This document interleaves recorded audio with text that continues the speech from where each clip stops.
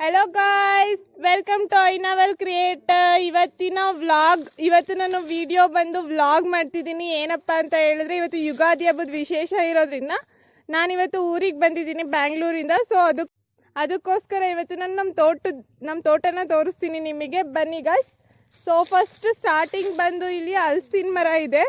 ಈ ಹಲಸಿನ ಮರ ಬಂದು ಸುಮಾರು 25 ವರ್ಷದಿಂದನೂ ಇದೆ. ನೋಡಿ, ಹಲಸಿನ ಬಿಟ್ಟಿದೆ, ಇನ್ನ ಕಾಯಿ ಇದೆ. ಮಾವಿನಕಾಯಿ ಎಷ್ಟೊಂದು ಚೆನ್ನಾಗಿ ಬಿಟ್ಟಿದೆ. ಈ ಸೀಸನ್ ಮಾವಿನಕಾಯಿ ಸಖತ್ತಾಗಿ ಬಿಟ್ಟಿದೆ ನೋಡಿ. ಇನ್ನ ಇವಾಗ ಬರ್ತಿದೆ.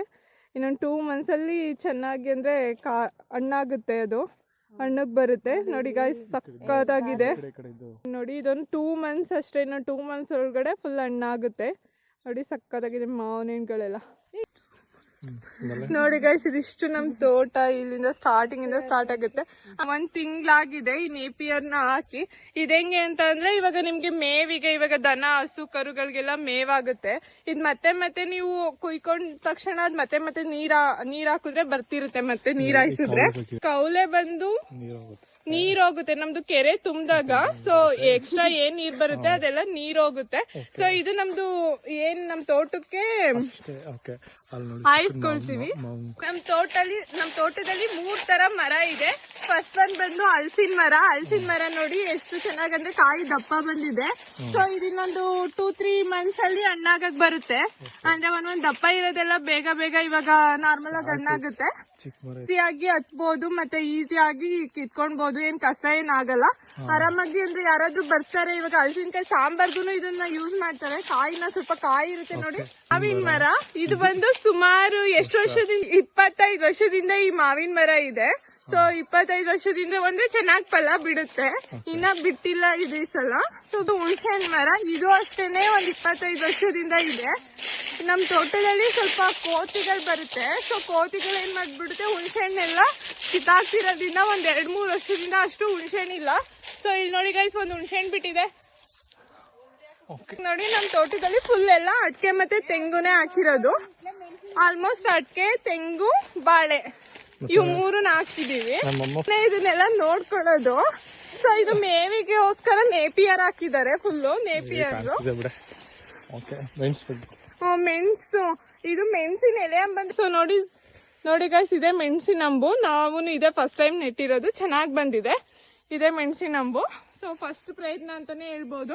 ಇದು ಗಾಯ್ಸ್ ಅಡಿಕೆ ಗಿಡ. ಇದು ಇನ್ನ ಚಿಕ್ಕದಿದೆ. ಇದು ನೆಡ್ಬೇಕಂತ ಹೇಳಿ ಫಾರ್ಮ್ ಅಲ್ಲಿ, ಅಂದ್ರೆ ಇವಾಗ ಅಡಿಕೆದು ಬೇರೆ ಕಡೆ ನೆಡಕ್ಕೋಸ್ಕರ ಸೊ ಇಲ್ಲಿ ನಾಟಿ ಮಾಡಿದೀವಿ ಗಾಯ್ಸ್. ಇದು ನಮ್ದು 2 ಇದೆ ನೋಡಿ. ಒಂದು ಎಮ್ಮೆ ಮತ್ತೆ ಒಂದು ಹಸು ಕರು ಇದೆ. ಇವೆರಡಷ್ಟೇ ಇಟ್ಕೊಂಡಿರೋದು. ಇದು ಜೋಳದ ಕಡ್ಡಿ ಹಸುಗೋಸ್ಕರನೇ, ಅಂದ್ರೆ ಮಾಮೂಲಿ ಹಸುಗೆ ಇದು ತಿನ್ನೋದಕ್ಕೋಸ್ಕರ ಜೋಳದ ಕಡ್ಡಿ ಹಾಕಿದೀವಿ. ಸೊ ಇವೆರಡೇ ಗಾಯ್ಸ್ ನಮ್ಮನೆ ಇಟ್ಕೊಂಡಿರೋದು. ಒಂದು ಹಸುವಿನ ಕರು ಮತ್ತೆ ಎಮ್ಮೆ, ಇವೆರಡು ಇಟ್ಕೊಂಡಿದೀವಿ. ಇದಿಷ್ಟು ನಮ್ ತೋಟ ಗಾಯ್ಸ್. ಇದು ಬಾಳೆ ಗಿಡ. ಇದು ಹಾಕಿ ಆಲ್ರೆಡಿ ಒಂದು 2 months ಆಗಿದೆ. 2 months ಮೇಲಾಗಿದೆ. 2 to 3 months ಆಗಿದೆ. ಈ ರೇಂಜಿಗೆ ಬಂದಿದೆ. ಇದು ಚಿಕ್ಕದು, ಇವಾಗ ನೆಡ್ಸಿರೋದು 2 months ಬ್ಯಾಕು. ನೋಡಿ ಸೋಗ್ದು ವೇಸ್ಟ್ ಬಂದು ಇಲ್ಲಿ ನಾವು ಅದನ್ನ ಬೆಂಕಿಗೆ ಹಾಕ್ತಿವಿ. ಮೀನ್ಸ್ ಅಂದ್ರೆ ಅಲ್ಲೇ ಇದ್ದು ಫುಲ್ ಎಲ್ಲ ಅಂದ್ರೆ ಟ್ರಾಕ್ಟರ್ ಅಲ್ಲಿ ಏನಾದ್ರು ಉಳಿಸ್ಬೇಕಾದ್ರೆ ಎಲ್ಲ ಅಲ್ಲೇ ಸಿಗಾಕೊಳ್ಳುತ್ತೆ ಅಂತ ಹೇಳಿ ಇಲ್ಲಿ ಬಂದು ಬೆಂಕಿಗೆ ಹಾಕ್ತಿವಿ. ಫಸ್ಟ್ ಎಲ್ಲ ಸೋಗ್ ಯೂಸ್ ಆಗ್ತಿತ್ತು ಗೈಸ್. ಇವಾಗ ಅಂದ್ರೆ ಯಾರು ಎತ್ಕೊಳಕ್ ಬರಲ್ಲ. ಸೊ ಅದ್ರಿಂದ ಅದು ವೇಸ್ಟ್ ಆಗ್ತಿದೆ. ಅವಾಗೆಲ್ಲ ಗಾಣಕ್ಕೆ ಅದಕ್ಕೆ ಇದಕ್ಕೆ ಅಂತ ಹೇಳಿ ಯೂಸ್ ಮಾಡ್ಕೊಳ್ಳೋರು. ಹಸು ಕರುಗಳಿಗೆ ಮೇವು ಮತ್ತೆ ಬಾಳೆ ಇವಾಗ ನೆಟ್ಟಿರೋದು. ಸೊ ಅಡಿಕೆ ಗಿಡ ಮತ್ತೆ ತೆಂಗಿನ ಗಿಡನೇ ಇದಿದ್ದು. ಬಾಳೆ ಬರೀ ನಮಗ್ ತಿನ್ನೋಕೋಸ್ಕರನೇ ಒಂದ್ 2-3 ಹಾಕೊಂಡಿದ್ವಿ.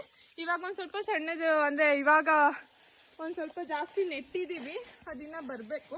ಬ್ಯಾಕ್ ನೆಟ್ಟಿರೋದು ಬಾಳೆ ಗಿಡನ ಇದನ್ನೊಂದು ವರ್ಷದಷ್ಟ್ರೊಳಗಡೆ ಮೀನ್ಸ್ ಬಾಳೆಕಾಯಿ ಬಿಡಕ್ ಸ್ಟಾರ್ಟ್ ಆಗುತ್ತೆ. ಒಂದಕ್ಕಿಂತ ಒಂದು ಬರ್ತಾನೆ ಇರುತ್ತೆ. ಗಿಡನ ನೆಟ್ಟಿದೀವಿ. ಇದ್ ನೆಟ್ಟಿ ಒಂದ್ 2 ವರ್ಷ ಆಯ್ತು.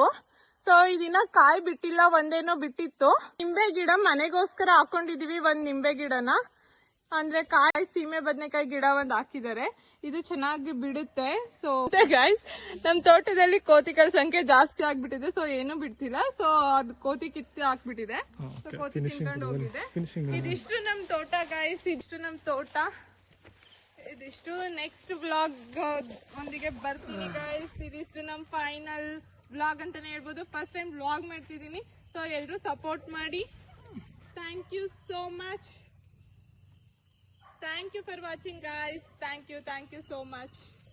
ಇದಿಷ್ಟು ವ್ಲಾಗು. ಮುಂದಿನ ವ್ಲಾಗ್ ಒಂದಿಗೆ ಬರ್ತೀನಿ. ವೆಯ್ಟ್ ಮಾಡ್ತಾ ಇರಿ.